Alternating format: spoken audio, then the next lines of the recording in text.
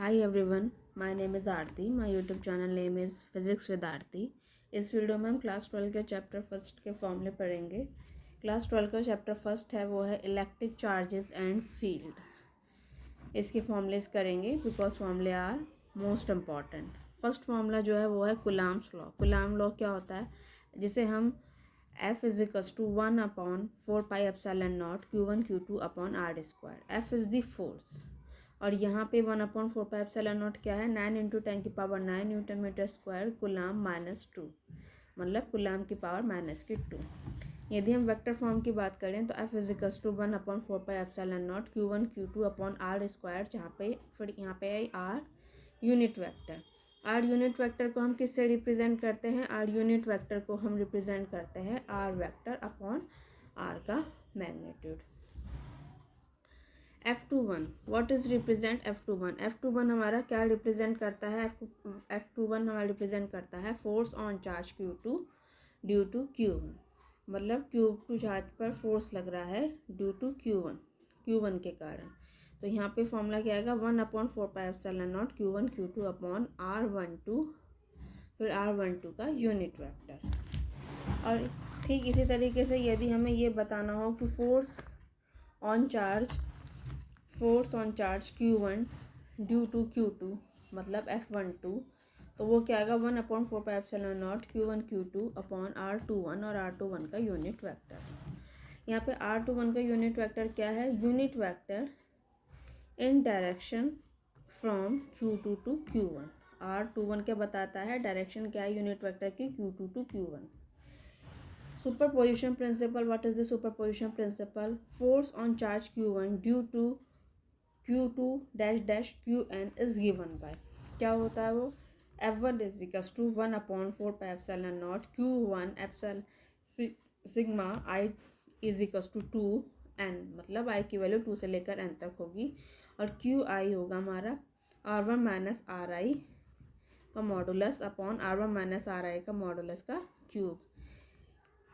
What is the electric field? Electric field क्या होता है, इलेक्ट्रिक फील्ड होता है E is equals to F upon Q0। What is the Q0? Q0 is the test charge. F की value रख दी 1/4πε0, Q0 होता है तो Q0 से Q0 कट गया और क्या बचा हमारे Q अपॉन आर स्क्वायर, और ये क्या होता है हमारा source charge.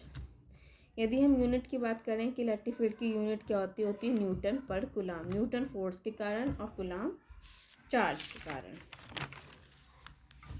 Next is the जो हमारा आता है जो कि मोस्ट इम्पॉर्टेंट है, वो है हमारा यहाँ पे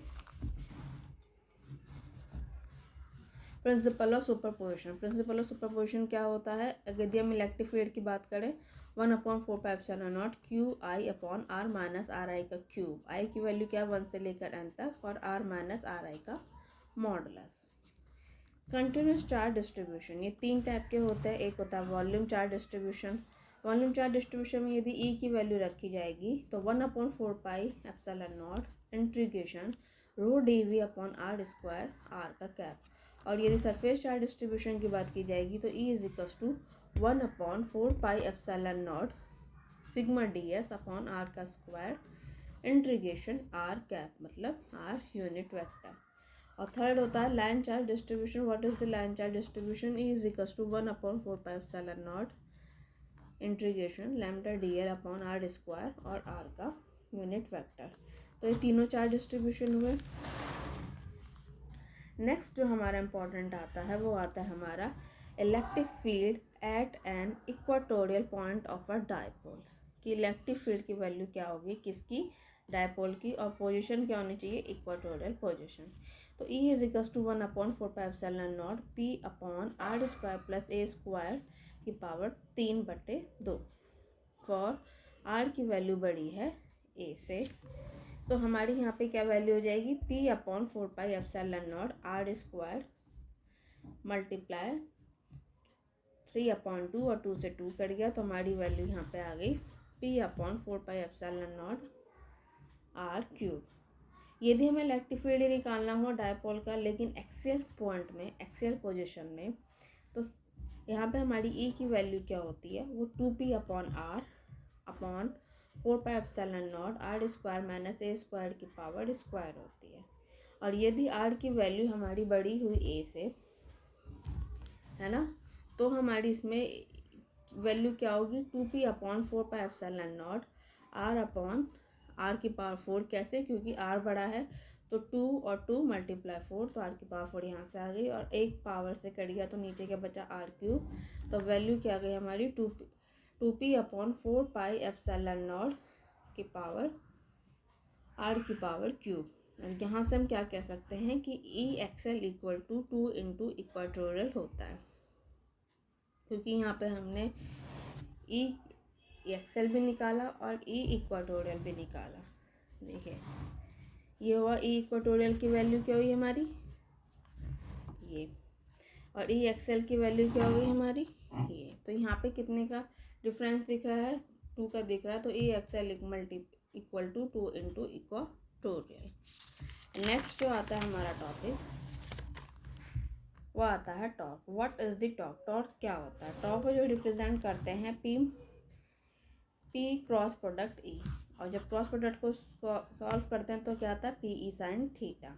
P क्या होता है, डायपोल, E इलेक्ट्रिक फील्ड होता है, टॉर्क से रिप्रेजेंट करता है। यदि हम इलेक्ट्रिक फील्ड लाइन डायग्राम की बात करें तो पॉजिटिव से निकल के वो नेगेटिव में जाती है। देखिए पॉजिटिव से निकली नेगेटिव में गई, पॉजिटिव से निकली नेगेटिव में गई, ठीक। और ये अगर यदि मैं किसी कंडक्टर की बात करूं जिसमें पॉजिटिव चार्जेस है तो यहाँ पे इलेक्ट्रिक फील्ड की लाइन इससे दूर जाती दिखाई देंगी दोनों तरफ से। नेक्स्ट होता है इलेक्ट्रिक फ्लक्स। इलेक्ट्रिक फ्लक्स की वैल्यू क्या होती है, psi = EdS cos theta, which is most important. Gauss theorem क्या होती है, psi = E.ds, ठीक है। और जिसे हम इसे रिप्रेजेंट किससे कर सकते हैं, Q/ε0। तो ये हमारा इलेक्ट्रिक फ्लक्स हुआ गॉस थ्योरम। नेक्स्ट जो मोस्ट इम्पॉर्टेंट टॉपिक आता है वो आता है हमारा electric field due to uniformly charge infinite plane sheet. E की वैल्यू क्या है, σ/2ε0। कब, uniformly charge infinite plane sheet के लिए। और electric field due to uniform charge thin spherical shell के लिए यदि हम आउटसाइड की बात करें तो σr²/ε0r², ठीक है। कैपिटल आर क्या होती है यहाँ पे, रेडियस ऑफ स्फेरिकल सेल की, और छोटा जो स्मॉल आर है वो मतलब डिस्टेंस है जहाँ पे हमें इलेक्ट्रिक फील्ड निकालना होता है। किस चीज़ की बात चल रही है, ये चल रही है हमारी थिन स्फेरिकल सेल की। नेक्स्ट होता है for at the surface of the sphere. Surface के स्फेयर पे वैल्यू क्या होगी, E = σ/ε0। और यदि हम इनसाइड की बात करें तो E की वैल्यू होगी 0। यदि हम इन तीनों को एक डायग्राम में कन्वर्ट करने की कोशिश करें तो ये रेडियस r, ये स्मॉल r जहाँ पे हमें निकालना है, ये E और r के बीच ग्राफ है। यहाँ पे ये ग्राफ नीचे जाता हुआ दिख रहा है, ऊपर की तरफ जो है E = 1/r², और नीचे की तरफ क्या है, E = 1/r², ठीक। तो ये हमारी वैल्यू हो गई किसके लिए, थिन स्फेरिकल सेल के लिए हमारी इसकी वैल्यू होगी। Next is the electric field due to uniformly charge non conducting solid sphere. कि स्फेयर क्या है, नॉन कंडक्टिंग है, तो इस कंडीशन में वैल्यू क्या होगी, आउटसाइड के लिए अलग से निकलेगी, इनसाइड के लिए अलग से निकलेगी, और सरफेस के लिए अलग से निकलेगी। नॉन कंडक्टिंग सॉलिड स्फेयर है तो आउटसाइड के लिए वैल्यू जो निकलेगी वो निकलेगी σr³/3ε0r², और कैपिटल R क्या है, रेडियस ऑफ दिस स्फेयर।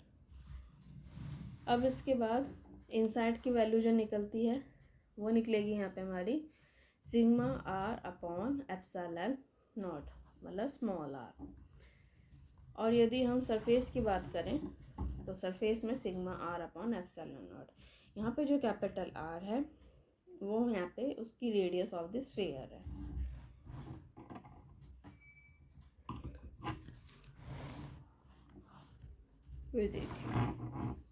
अब इसको हमने डायग्राम में कन्वर्ट करने की कोशिश करी, E की, R की, E = 1/r², E = 1/r², और यहाँ पे चूँकि इनसाइड में भी है तो E = R।